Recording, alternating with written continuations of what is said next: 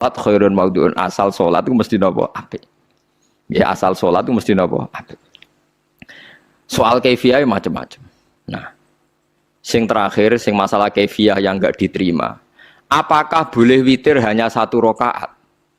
Jawab Imam Syafi'i, na'am, boleh witir hanya 1 rakaat. Kados kula mbak barisa seringnya witir namung 1 rakaat. Ya ora ana ndase, ora ana gurine, 1 rakaat fakot. Iku witir sejati, paham? Witir napa sejati. Wah, mergo ora nganggo 3 rakaat yang 2 kan masalah kan? Ana nyicil napa? Nyicil napa? Witir. Jadi kalau tak akali, Gus kenapa nak witir sitok? Lah aku nganggo witir model piye wae ketoke ora sejati. Sejati gak? Witir napa sitok? Lha iku Sayyidina Utsman sak urip-uripe sahabat terkenal. Niku mboten ate witir luwih kok sitok, iki saro kathok. Tapi aja takok sing diwaca Quran khatam. Lah iku perkara. Dadi sak rakaat tapi diwaca Quran apa? Khatam. Dadi autara bi rakaatin khatama fihal Quran. Dadi sak rakaat tapi khatam Quran. Iku sinten Sayyidina sinten Utsman. Alasan Imam Syafi'i Nabi tahu witir nganggo 3 rakaat. Cari Imam Syafi'i ku gak mungkin sing witir tetep sing guri sitok. Mergo sing loro tetep salatun mustaqillatun, salat sing sendiri. Mulane mulai saniki sampean mulai solu sunatan minal witri rakaataini jami'ah wis pokoke salat jami'ah ya la haula wala quwata illa billah. Lah kok nek imame sholli sunatan minal witri rakaataini wis muni sak muni-muni mumam wis pokoke aku saiki salat karena aneh secara fikih aneh bagaimana mungkin sholat yang sudah disalami ya punya status kan sholat saya gantung sholat setelahnya lalu gunanya salam menutup itu apa? Masa assalamualaikum sementara Gusti ini masih ada disalami mau ngentut ya sholatnya sah mau auratnya kebuka ya sah mereka wis bar. Paham ya? Jadi sholat itu ora iso. Jadi mulanya jadi kontroversi. Tapi ya apik bantah-bantahan sholat ya apik, bantah-bantahan barang apik. Jadi mangke bantah-bantahan iki ayundi malah perkara kan, malah mari fitnah. Ya ada bantah-bantahan perkara napa? Sholat. Jadi ulama iki macam-macam. Jadi sing terakhir kula terangno tentang filosofi sholat. Di kula suwun sing ngaji kula sing seneng kula senajan to donga iftitah mboten wajib. Tapi nanti kesempatan kedah diwaca karena ndak ada riwayat yang mengatakan ulama pernah meninggalkan itu. Senajan to sak kadar. Terutama pas napa inna sholati wa nusuki wa mahyaya wa mamati lillahi rabbil alamin. Terus salatku, ngibadahku, matiku, uripku namung kersane Allah. Utawa namung kangge Allah. Karena ini menjadi filosofi sing dadekno salat mari ahlil jannah. Jadi kita nak salat mesti ahlil jannah. Wong qad aflah, teman-teman bejo wis mesti bejane. Sampeyan ora usah wedi suul khotimah. Niku waswase setan. Mboten enten suul khotimah. Setan niku keliru, semua meten-meten itu. Nah, setan percaya suul khotimah ya kon gawe suul khotimah. Mulane kula anggere wedi suul khotimah omongan kula setan. Tan setan nak pancen aku mbok weden-wedeni suul khotimah yo gawe wae aku ben suul khotimah. Aja meden-medeni tok. Dan kowe ketok dadi pangeran. Kowe dhewe ora siap dadi pangeran. Ya ora pangeran kok meden-medeni aku. Jadi setan memang harus dididik, kudu diancam, paham ya? Mulane kula ana kiai pemuja setan kula ora seneng setan godane ngene kiai ra mesti selamat, wong top-top ra mesti selamat. Itu namanya memuji setan karena dia nganggap setan itu luar biasa. Setan kudu mbok prekno, mbok anggap gagal, tahan setan cek goblok, kemke meden-medeni aku suul khotimah aku tetap salat. Berarti kowe gagal. Karo dene nek kowe kepengin menungso sesat kabeh ya sesatno wae ora usah meden-medeni jare ke kondang kok trimo mok ngono-ngono tok ae. Bedene ya roh tingkat kegagalannya, paham nggih? Jadi setan harus dididik bahwa dia juga sering gagal. Setan kan ingin manusia enggak sholat semua kan, zina semua, maling semua. Ternyata kita enggak maling. Yang sholat juga banyak. Itu kan berarti tingkat kegagalannya apa? Setan. Lah kita ndak ora dan setan wis sholat puluhan tahun digodho ilang gandane goblok kowe. Nak wong iku salat puluhan tahun berarti puluhan tahun dalam kegagalan setan. Mergo wong salat berarti setane gagal.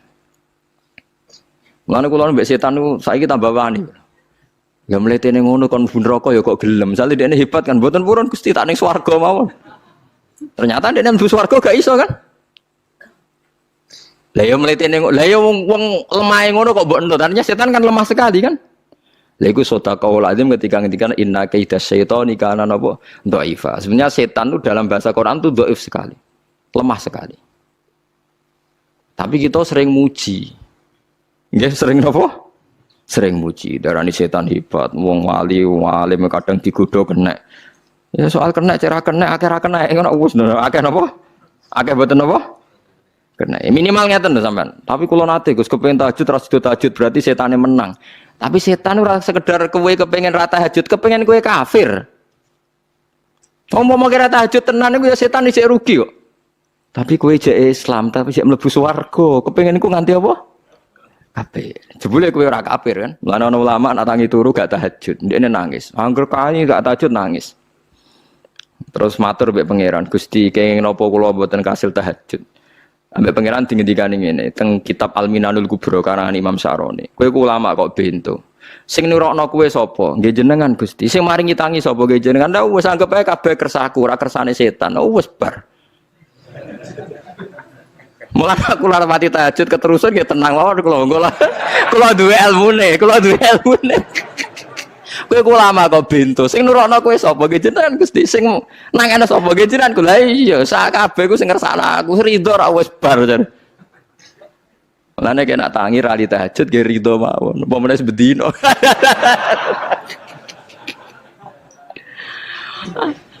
Jadi penak berislam tuh enggak apa-apa. Berislam tuh gampang. Ya kowe turu sing kersakno sapa? Nggih jenengan Gusti. Kowe tangi sing kersakno sapa? Lah ya sanggep ae kowe kabeh kersakku bar. Paham ya? Terus nak wae tahajud ya tahajud yo kersane pangeran. Ra tahajud ya ra tahajud yo kabeh kersane napa? Pangeran. Penting mboten maksiat mun sae. Penting mboten napa? Maksiat. Mun jenengan ngandel kula.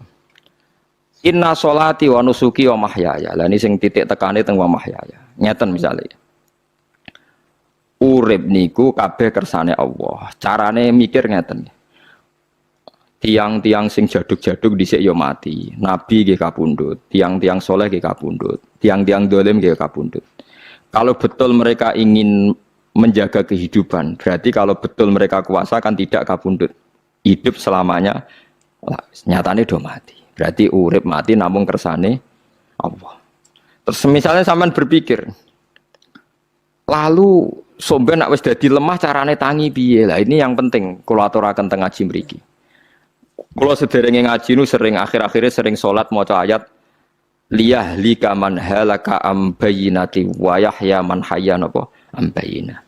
Tugase ulama iku jelasno ayat-ayate pangeran. Sampeyan saiki tak bedheki. Sekarang sampean Anda hidup itu tahu alasannya enggak? Kenapa Anda hidup? Enggak tahu kan? Kenapa kita masih hidup? Enggak tahu. Kenapa Anda wujud? Juga enggak tahu. Kita pernah enggak ada, tahu-tahu ada. Juga enggak tahu alasannya kenapa. Yang jelas di luar ikhtiar kita. Setelah kita katanya punya akal, ya, saya bilang lagi loh. Setelah kita katanya punya akal terus bilang kita masih hidup karena orang kelindes truk. Karena enggak kena penyakit. Karena jantung kita normal, paru-paru kita normal. Terus kita bilang hidup. Jadi kita atas nama kebodohan bilang kita hidup karena jantung kita normal, paru-paru kita normal, semuanya normal. Maka kita hidup. Nah ditakoi, lalu kapan kita mati? Setelah jantungnya rusak, paru-parunya rusak, terus kita mati. Tapi orang yang sama kalau ada bilang, berarti yang menjadikan hidup itu jantung dan paru-paru. Lalu berarti zaman kita belum hidup itu jantung dan paru-paru harus ada dulu, karena itu yang bikin hidup. Ya ada juga, dulu ya ada juga. Loh ya kalau jantung dan paru-paru semuanya normal menjadikan kita hidup, berarti jantung dan paru-paru harus wujud dulu-dulu, karena itu yang menciptakan kita hidup. Ya ada juga yang tidak tahu. Paling-paling nanti statusnya paru-paru jantung hanya dipakai alat Tuhan untuk menjadikan ada kehidupan. Yang kita kira ada.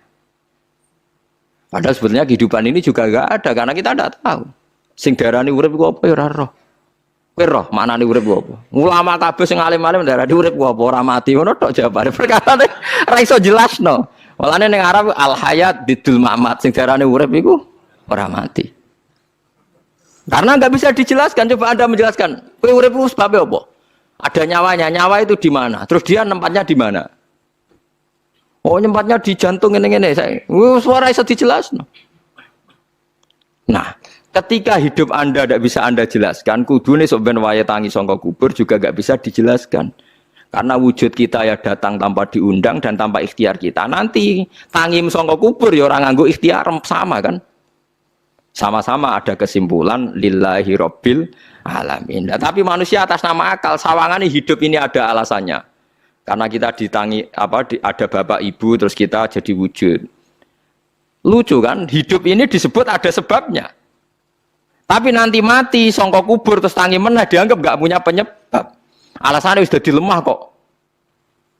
Ono meneh ku carane piye? Lah zaman kuwe ora ngono. Dadi ono saiki. Carane piye? Makanya kalau surah balik-balik bilang, jika tangi songkok kubur iku mukhal, berarti wujudnya Nabi Adam dan wujud yang sekarang lebih mukhal karena tanpa sebab.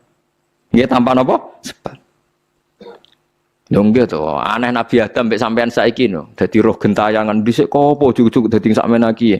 Do diutang, di kasus, do demenan. Aneh budi. Aneh wujud yang sekarang karena wujud nanti ning ora-ora masar, wujud dari wujud yang sudah ada. Sementara wujud kita yang sekarang dari tidak ada. Lain ngomongane pangeran didik napa hal ata alal insani khidum minad dahri lam yakun syai'am mazkura. Manusia itu harus ingat bahwa dia pernah tidak ada. Nah, dari tidak ada ini menjadi ada adalah ayat bahwa wujudnya dia tidak ikhtiarnya dia sendiri.